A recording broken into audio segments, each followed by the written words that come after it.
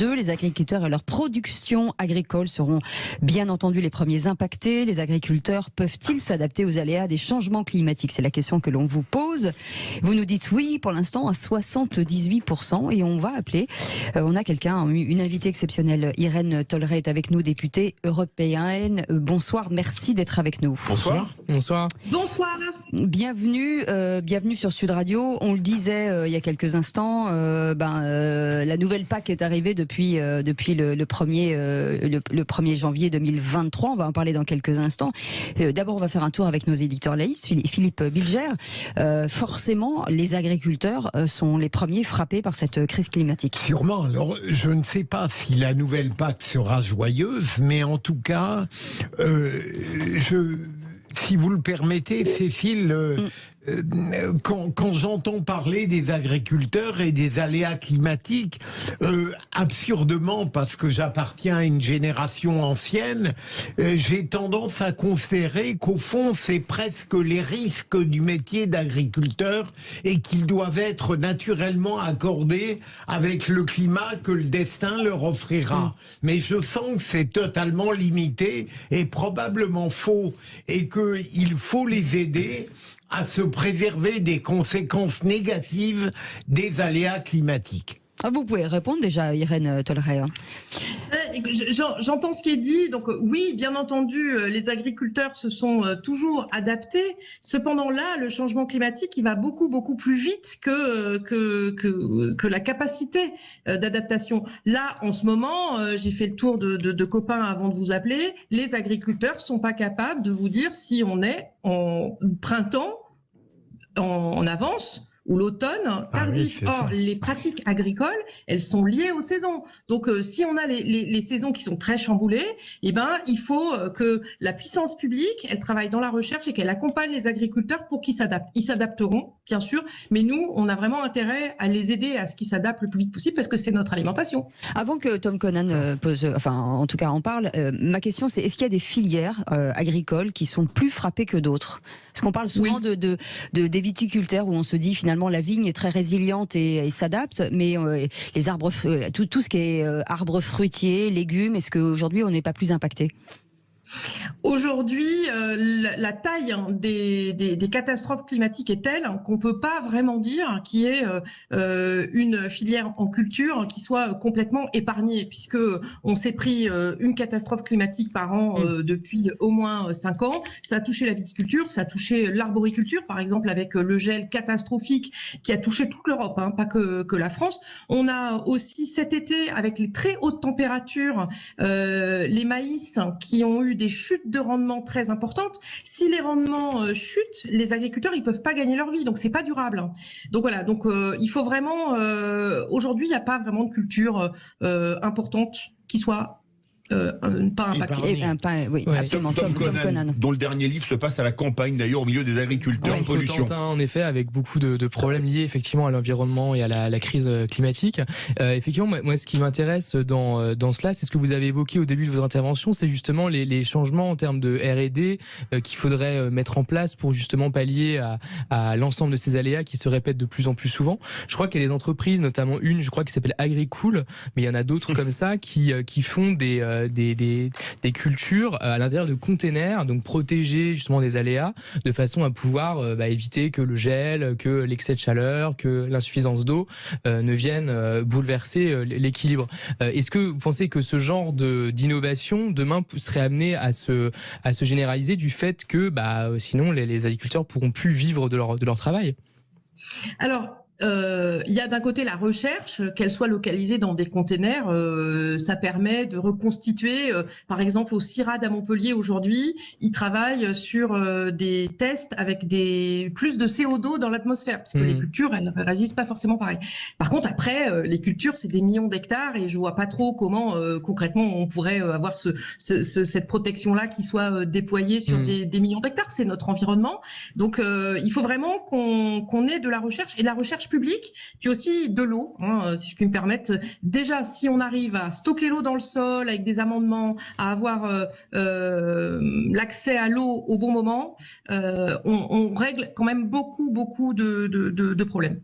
René Chiche. Oui, alors, bonjour Madame la députée. Alors bon, le monde agricole quand même prend en compte tous ces problèmes, puisque je crois que d'ici l'automne prochain, il y a les 35 professions agricoles qui doivent remettre leur stratégie pour justement envisager des solutions concrètes face à ces aléas climatiques.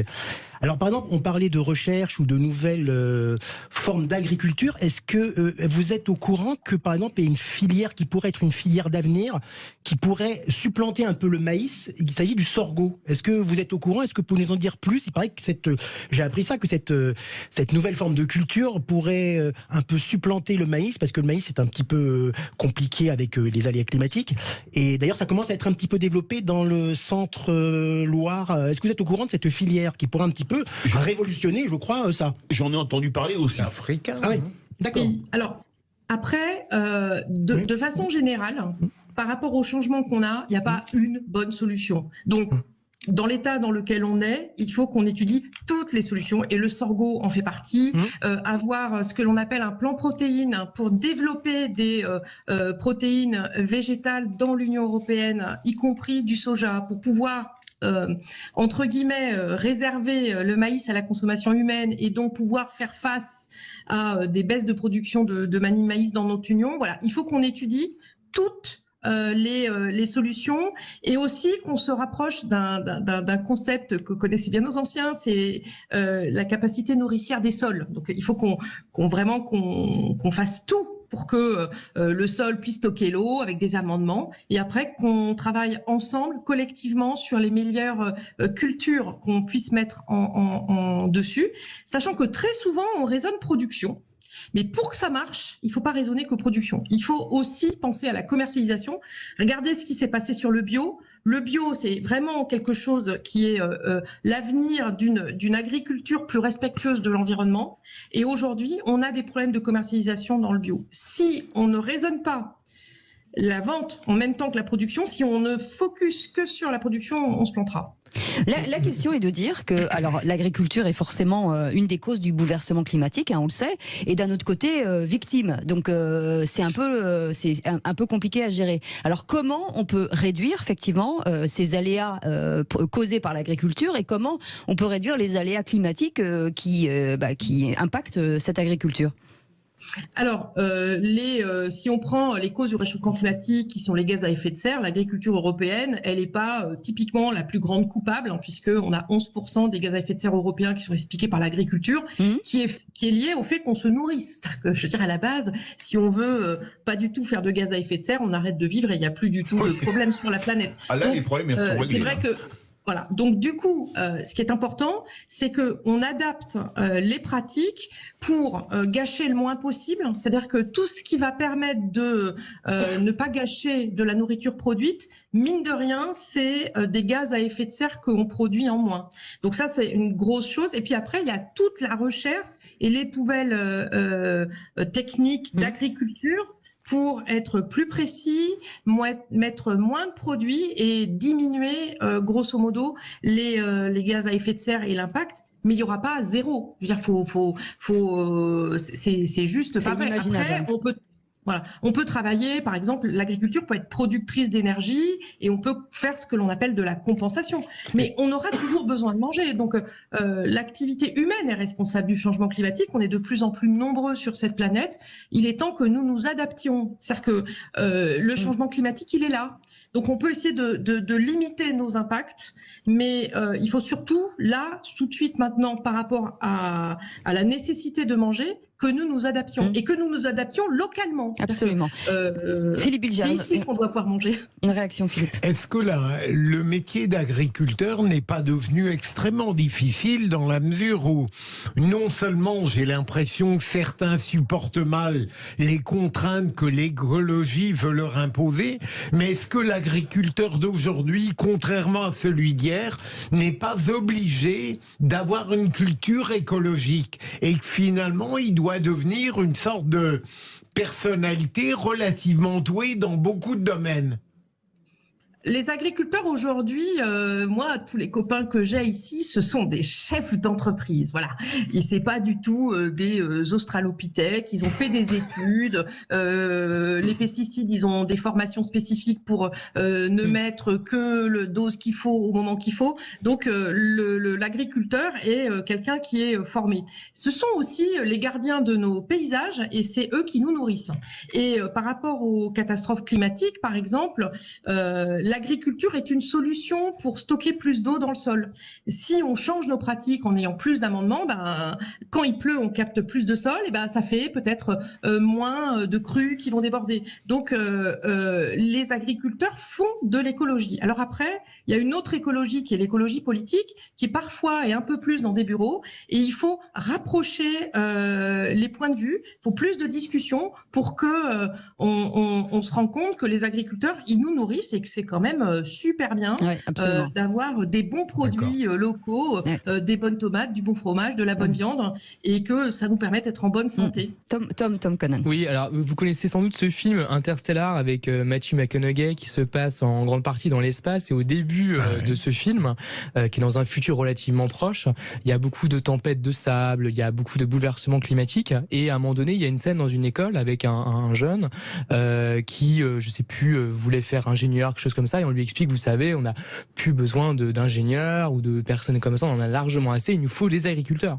il faut nourrir la population. Et c'est que je me demande aujourd'hui, ça va pas être l'un des défis de demain, peut-être effectivement l'un des plus importants, avec la question de la santé aussi, c'est effectivement nourrir. Et effectivement, quand on voit parfois, c'est pas du tout pour faire de la démagogie, mais quand on voit parfois les sommes astronomiques dépensées, par exemple même par la BPI, la Banque publique d'investissement, pour créer des startups dans des domaines dont l'utilité n'est pas forcément évidente, alors qu'à côté, effectivement, il y a des enjeux majeurs comme nourrir, qui sont pas forcément en ligne de mire. Par exemple, j'ai pas l'impression d'avoir, moi, eu dans toutes mes études, beaucoup de personnes autour de moi qui voulaient devenir agriculteurs. Alors que ça devrait peut-être demain être quelque chose d'attractif, parce que justement, il y a des débouchés, parce que c'est une nécessité, etc. Et bien justement, 0826 300 300, Jean-Paul est avec nous, en direct de Pau. Bonsoir Jean-Paul. Bonsoir Jean-Paul. Bonsoir à tous. Bonsoir Jean-Paul, merci d'être avec nous. Vous vouliez réagir sur cette conversation? Oui, tout à fait. On vient de dire que le bio est l'avenir. Oui. Je ne suis pas un anti-bio, je ne suis pas un anti-bio, ce n'est pas ça. C'est au point de vue sol. Il faut stocker de l'eau dans le sol, on est bien d'accord. Mais c'est pas en faisant du bio qu'on va stocker de l'eau dans le sol. Parce que le bio... On vous entend pas très bien. On vous entend pas très bien. Jean-Paul, on vous entend pas très bien. Allez-y, on teste. Jean-Paul, vous êtes là? On dit que je suis là, vous m'entendez bien là? Bah non, on vous entend pas bien en fait, c'est dommage. Attendez, on fait des tests en attendant René Chiche. Est-ce que je peux poser une question, Madame la députée? Bien sûr. Je voulais savoir justement, Madame la députée, est-ce que ça ne sera pas possible s'il y a une solution nationale face à ces aléas? Est-ce qu'il y a une cohésion au niveau de l'Europe pour prévenir ces aléas, anticiper ces aléas, exactement? Est-ce que vous trouvez qu'il y a une véritable cohésion entre les différents États d'Europe? Parce que je crois que c'est quand même là l'essentiel, non? Alors, d'abord, si jamais ça vous gêne pas, vous pouvez m'appeler Irène, j'arriverai à appelez-moi René, avec plaisir. Juste, la politique agricole commune, elle est donc commune. Donc c'est une boîte à outils commune, justement, pour tous les pays, et c'est la force en fait de cette politique d'avoir 27 États qui ont la même boîte à outils et donc qui peuvent échanger. Après, il est sûr et certain que le changement climatique, le fait qu'on puisse avoir des épidémies comme la Covid ou le retour de la guerre en Ukraine et ses leçons pour l'ensemble des filières agricoles sur certains approvisionnements, ça va beaucoup plus vite que le rythme auquel on était habitué. Et donc c'est essentiel qu'on ait des échanges de bonnes pratiques. Moi j'ai travaillé par exemple sur la lutte contre les incendies. Cet été, en Europe, 850 000 hectares ont brûlé. C'est-à-dire, c'est l'équivalent de ce qu'on reproche à Bolsonaro d'avoir brûlé dans l'Amazonie. Donc, c'est énormissime ce qui a cramé. Et ça a cramé. Il y avait des choses qui étaient peut-être anticipables, il y a des bonnes pratiques qui sont anticipables. La France, elle est très en avance. Et j'ai découvert que, par exemple, les Espagnols ne connaissaient pas un système français qui s'appelle Predict, qui est super bien sur le risque d'inondation et la modélisation de l'eau. Donc, c'est pour ça que c'est important qu'on mette en commun à 27 nos recherches sur la recherche publique pour améliorer la connaissance et du coup nous adapter plus vite, améliorer les bonnes pratiques et continuer à manger de la bonne nourriture locale. Absolument. En tout cas, merci beaucoup Irène Tolleray d'avoir été avec nous, députée européenne. Merci, c'était très intéressant. Et vous en embrassez nos amis agriculteurs, vous savez comme on les aime beaucoup et on les soutient bien entendu.